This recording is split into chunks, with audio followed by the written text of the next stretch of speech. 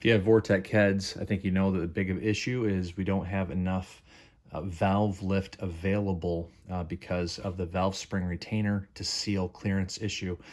Quick and easy way of getting that taken care of without any machining is by making sure that the valve seal is seated, and you can use a good tool.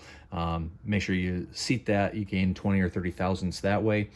Changing over to the beehive springs using a different retainer gives you a little bit more clearance, and then using an offset keeper. This is a 30 thousandths offset keeper, and so utilizing those three different things, you can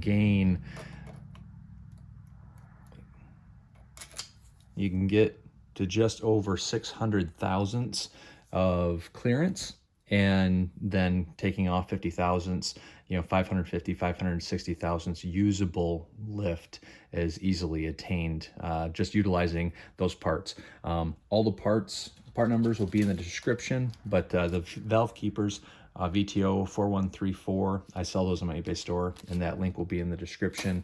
And then all the other part numbers will be there: valve springs, keepers, seals, and the seat or the seal driver. So thanks so much for watching. Have a great day. Bye.